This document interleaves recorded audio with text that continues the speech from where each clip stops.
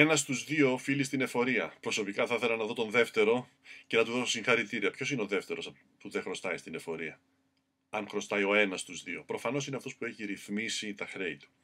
Παράλληλα, η κυβέρνηση, τίποτα καινούριο, νέους φόρους μελετά σε μια προσπάθεια να κλείσει την αξιολόγηση και να εντάξει τη χώρα στην ποσοτική χαλάρωση. Από το 2010 μέχρι τώρα, το μόνο που βλέπουμε είναι νέοι φόροι, νέες επιβαρύνσεις, νέες περικοπές. Αλλά είναι μόνο το 2010. Από το 1974 και μετά, διακομματικά, όλες οι κυβερνήσεις, με μία ή δύο το πολύ εξαιρέσεις, μονίμως έβαζαν παραπάνω φόρους στο δύστιχο Έλληνα πολίτη. Αλλά πιο 74. Ο Γεώργιος Σουρής, ο μεγάλος Έλληνας ποιητής, πριν από έναν αιώνα, είχε γράψει ένα φοβερό ποίημα που έλεγε «Βάλετε φόρους, βάλετε εις τη φτωχή μας πλάτη, ποτίστε με το αίμα μας στη δύστιχη πατρίδα, σεις το κρασί και τον καπνό να πίνετε μονάχοι και εμείς να σας κοιτάζουμε με μάτι σαγαρίδα». Αλλά και πιο πριν από το Σουρί, από το 1821 που άρχισε η Ελληνική Επανάσταση, το μόνο σίγουρο μοτίβο των κυβερνήσεων ήταν παραπάνω φόροι. Υπάρχει λύση. Μπορεί επιτέλους να βρεθεί μια πολιτική ηγεσία που να μειώσει τους φόρους στην Ελλάδα? Για να απαντήσουμε σε αυτό το ερώτημα, πρέπει να εντοπίσουμε τα αίτια της υπερφορολόγησης. Δείτε σε αυτό το πίνακα το ποσοστό φόρου που πληρώνουν ορισμένες ευρωπαϊκές χώρες, δηλαδή οι πολίτες σε ορισμένες ευρωπαϊκές χώρες. Βλέπετε λοιπόν ότι η Ελλάδα είναι περίπου στο 55% ως προς το δημόσιο τομέα της, ως προς το ΑΕΠ της, πολύ παραπάνω από την Ευρωζώνη και από την Ευρωπαϊκή Ένωση που τα βλέπετε με κόκκινο και πολύ παραπάνω από τις περισσότερες χώρες. Ωστόσο το Βέλγιο, βλέπετε λίγο πιο δεξιά, είναι στο ίδιο επίπεδο με την Ελλάδα, η Φιλανδία είναι σε ακόμα μεγαλύτερο ποσοστό ο δημόσιος τομέας, η Γαλλία σε ακόμα μεγαλύτερο ποσοστό και η Δανία αγγίζει το 60%. Δείτε τώρα αυτό το πίνακα παρακαλώ. Είναι 13 χώρες της Ευρώπης που έχουν την ίδια ή υψηλότερη φορολογία από την Ελλάδα. Δηλαδή, αν εξαιρέσουμε την Ελλάδα, τη βλέπετε περίπου στη μέση του πίνακα, 12 χώρες ανάμεσά τους Γαλλία, Γερμανία, Φιλανδία, Ιταλία, Σουηδία, Ολλανδία έχουν μεγαλύτερο ποσοστό φόρου από όσο έχει η Ελλάδα. Όπως βλέπετε, έχουμε υψηλή φορολογία, πράγματι, αλλά και άλλες χώρες έχουν την ίδια ή και υψηλότερη φορολογία. Άρα το πρόβλημα δεν είναι λιγότεροι ή περισσότεροι φόροι. Το πρόβλημα είναι πόσο κράτος θέλουμε και πόσο ανταποδοτικό πρέπει να είναι αυτό το κράτος. Διότι αν το κράτος έχει υψηλή ανταποδοτικότητα, αν δηλαδή σου επιστρέφει τους φόρους που του δίνει σε μεγάλο βαθμό, τότε δεν βλέπω κανένα λόγο να μην δίνεις φόρους. Στο δεύτερο πίνακα που θα δούμε τώρα, θα δούμε την αποδοτικότητα του δημόσιου τομέα. Εδώ, όπως βλέπετε, αρχίζουν τα δύσκολα. Η Φιλανδία και η Δανία, που έχουν λίγο παραπάνω δημόσιο τομέα από εμάς, έχουν τη μεγαλύτερη αποδοτικότητα. Η Γαλλία, που είναι περίπου σαν και εμάς, είναι κάπου στη μέση, λίγο πιο κάτω, και φυσικά εμείς με την Ιταλία είμαστε στην τελευταία θέση.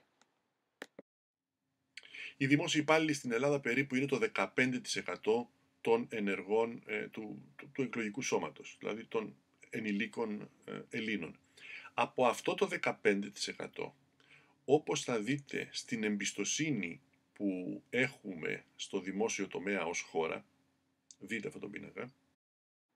Βλέπετε λοιπόν Γερμανία, Σουηδία, Ολλανδία, Βρετανία, Γαλλία, Ιρλανδία, Ισπανία, Πορτογαλία, κατεβαίνουμε στην εμπιστοσύνη που έχει ο κόσμος στη λειτουργία της δημόσιας διοίκησης, Ιταλία και τελευταία η Ελλάδα με μόλις 3% εμπιστοσύνη στο δημόσιο τομέα. Από το 15% λοιπόν που εργάζονται στο δημόσιο τομέα, το 12% από το 15% δεν εμπιστεύεται τη δουλειά που κάνει ο ίδιος. Οι ίδιοι δημόσιοι υπάλληλοι, γιατί όπως είδατε στον πίνακα, μόλις το 3% καταγράφεται η εμπιστοσύνη των Ελλήνων πολιτών στο ελληνικό δημόσιο. Πολύ περισσότερο αυτοί που είναι εκτός δημοσίου τομέα, ούτε μισός δεν εμπιστεύεται τη λειτουργία του κράτους. Συνεπώς, για να απαντήσουμε στο ερώτημα πόσους φόρους, πρέπει να απαντήσουμε πρώτα στο ερώτημα πόσο κράτος και πόσο ανταποδοτικό κράτος. Είναι το γνωστό επανίδρυση του κράτους που τελευταία φορά το είχαμε ως μεγάλο διακύβευμα το 2004 και το οποίο έμεινε για άλλη μια φορά στα χαρτιά. Θα απολυθούν δημόσιοι υπάλληλοι αν μειωθεί το κράτος? Για μένα το πρόβλημα είναι ηθικό. Εάν μπήκες στο δημόσιο ως μόνιμος, πρέπει να τελειώσεις τη σταδιοδρομία σου ως μόνιμος. Αλλά από εδώ και πέρα αυτοί που θα μπαίνουν πρέπει να συμφωνήσουμε ότι δεν θα έχουν μονιμότητα. Δηλαδή, εάν δεν αποδίδεις, εάν πραγματικά δεν μπορείς να ανταπεξέλθεις στην αξιολόγηση που θα γίνεται, θα πρέπει να χάνεις τη δουλειά σου, όπως τη χάνουν όλοι στον ιδιωτικό τομέα. Η μεγάλη αλλαγή σε αυτό το τομέα είναι αυτό που προτείνει το ρεύμα. Την υπαγωγή δηλαδή όλων των δημοσίων υπαλλήλων σε μία αρχή, σε ένα Υπουργείο, ας πούμε στο Υπουργείο Εσωτερικών ή στο Υπουργείο Διοικητικής Μεταρρύθμισης. Έτσι, για παράδειγμα, αν σε ένα Δήμο έχεις πολλές κυρίες που κάνουν δουλειά γραμματέως και λίγο πιο κάτω έχεις ένα νοσοκομείο που έχει μεγάλο πρόβλημα διοικητικού προσωπικού, αν όλοι οι δημόσιοι υπάλληλοι υπάγονται σε ένα φορέα, τότε το Υπουργείο παίρνει τις περισσευούμενες γραμματείς από το Δήμο, τις πηγαίνει στο νοσοκομείο που έχει πρόβλημα διοικητικού προσωπικού και δημιουργείται έτσι μια ορθολογική κατανομή των υφιστάμενων δημοσίων υπαλλήλων. Ο δημόσιος τομέας πρέπει να συμφωνήσουμε ότι πρέπει να έχει μία αποστολή. Να κάνει καλύτερη και πιο εύκολη τη ζωή των πολιτών και να κάνει πιο εύκολη τη ζωή του ιδιωτικού τομέα, ο οποίος είναι ο μόνος που παράγει πλούτο. Το κράτος επιχειρηματίας δεν υπάρχει σε καμία χώρα της Ευρώπης.